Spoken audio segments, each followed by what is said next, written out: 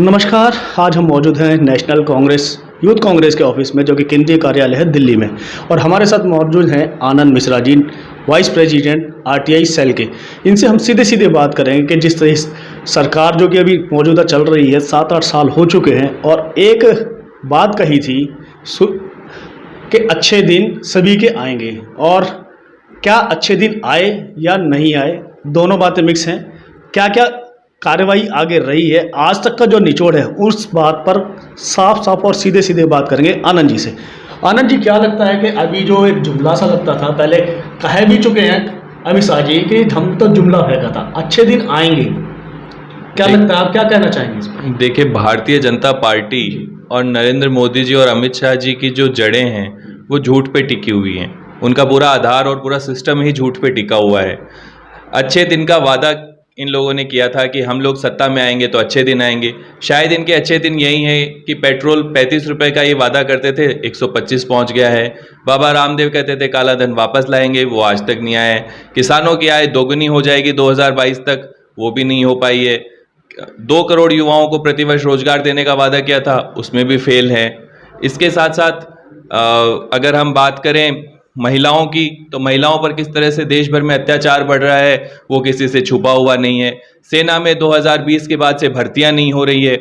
1.25 लाख पद जो है वो सेना में खाली पड़े हैं। शायद अभी तक के इतिहास में ऐसा पहली बार हुआ है कि सेना की भर्ती को रोका गया है पिछले 2 साल में। तो हर एक क्षेत्र में जो है सरकार पूरी तरह से विफल हो गई है। लोगों के खाते में 15 लाख का जुमला था, वो अमित शाह जी खुद बोल गए कि ये तो एक चुनावी जुमला था जो हमने चुनाव जीतने के लिए काम में लिया, और बात खत्म हो गई। तो सरकार पूरी तरह से आम जनता की भावनाओं के साथ खेलने का काम कर रही है। आपको लगता नहीं है जुमले की सरकार होने के बावजूद, अभी देखने को जिस तरीके से मिला, 5 राज्यों में से 4 राज्य उन्होंने जीते हैं, क्या कहेंगे? देखिए, चुनाव हारना और जीतना ये एक अलग विषय है। उनको मात्र 40% के करीब ही मतदाताओं ने चुना है। 60% के करीब जो आबादी है, जो मतदाता है, उन्होंने उनको नकारा है। वो वोट परसेंटेज जो है वो सरकार तो बनाई ना सर, कई भागों में बटा है। देखिए, सरकार बनाना एक लोकतंत्र की प्रक्रिया है, उसमें जनता ने इनको जनादेश दिया है, तो जनादेश का इनको सम्मान करना चाहिए, न कि अपमान। जिस तरीके से सरकार जब ये विपक्ष में थे, हर मुद्दे को लेकर के सड़कों पे उतर के आते थे, चाहे वो कोई भी मामला, महंगाई का हो, रोजगार का हो।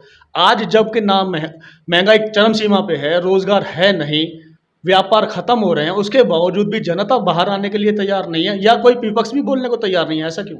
विपक्ष तो बोल ही रहा है। विपक्ष ने तो अपनी भूमिका बहुत मजबूती के साथ 2014 के बाद में राहुल गांधी जी और सोनिया गांधी जी के नेतृत्व में, अगर इस देश की जनता की आवाज को उठाने का अगर कोई काम कर रहा है तो वो कांग्रेस पार्टी कर रही है पूरे देश में।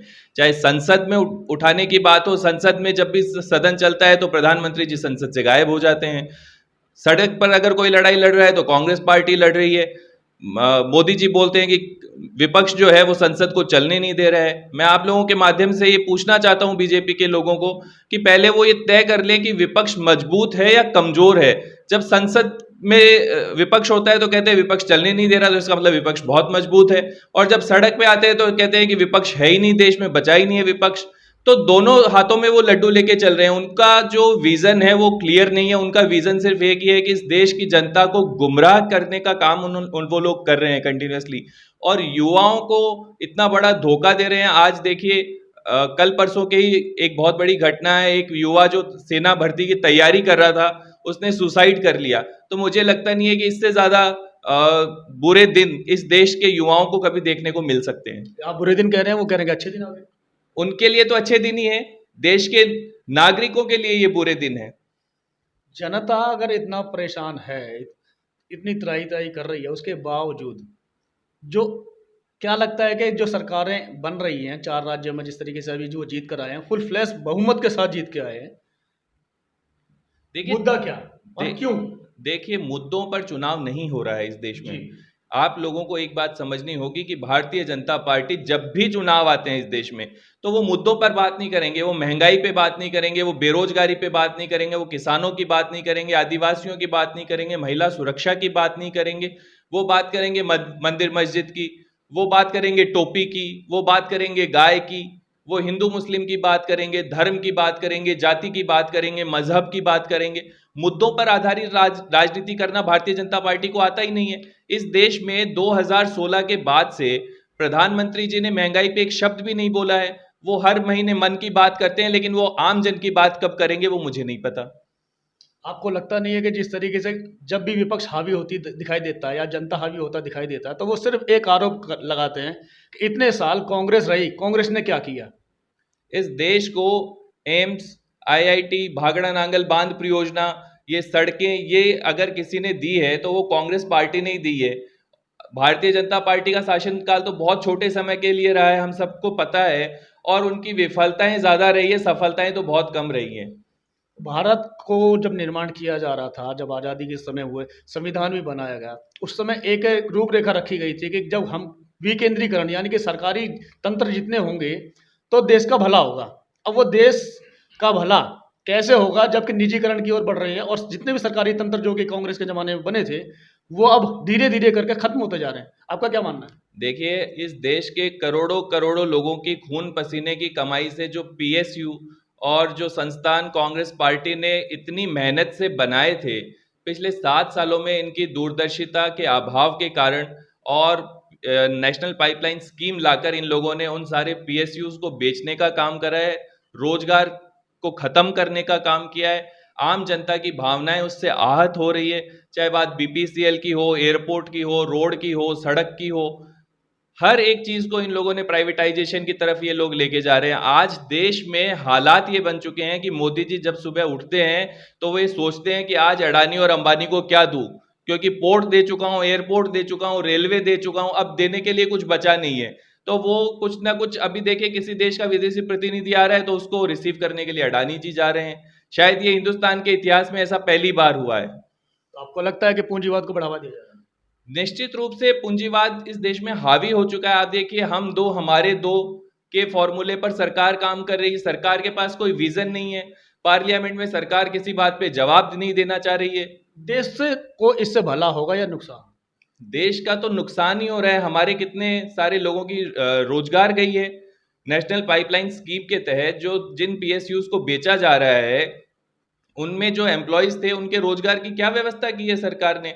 सरकार तो एक फरमान जारी कर देती है कि इसको बेच दीजिए। अच्छे दिन की बात वो करते हैं और जो भी काम कर रहे हैं वो अच्छे के लिए कर रहे हैं, जनता का लिए तो काफ़ी अच्छी चीज़ें निकल के आ रही हैं। जब भी हम उनसे बात करते हो कहते हैं मोदी जी ने बहुत अच्छा किया है, कांग्रेस ने कुछ भी अच्छा नहीं किया। आपको जानकर ये बड़ा आश्चर्य होगा कि भारतीय जनता पार्टी के जो सांसद और विधायक हैं, वो अंदर से इतने त्रस्त हो चुके हैं, इतने कुंठित हो चुके हैं कि उनका गला दबा हुआ है, वो कुछ बोल नहीं सकते हैं। आज सेंट्रलाइजेशन इस कदर बढ़ चुका है कि जो मिनिस्टर्स बने हुए हैं उनके पास पावर नहीं है, पोर्टफोलियो है, लेकिन वो कोई डिसीजन नहीं ले सकते। हर एक डिसीजन, हर एक फाइल जो है वो पीएमओ से अप्रूव्ड हो रही है, होम मिनिस्टर के वहां से फैसले लिए जा रहे हैं। तो बाकी सारे मंत्री और बाकी सारे सांसद तो इस देश में सिर्फ नाम के लिए बचे हैं।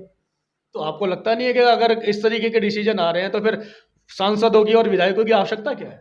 निश्चित रूप से भारतीय जनता पार्टी का तो लोकतंत्र में विश्वास ही नहीं है। वो तो ये चाहते हैं कि इस देश में सिर्फ अडानी और अंबानी और अमित शाह जी और मोदी जी, ये 4 लोग मिलकर ही पूरा देश चला ले। बाकी लोगों की उनको कोई आवश्यकता मुझे नहीं लगता कि है किसी भी लेवल पे। सरकार कौन चला रहा है, मोदी जी या अंबानी अडानी? ये किसी से छुपा हुआ नहीं है, ये प्रश्न का उत्तर आपको स्वयं पता है।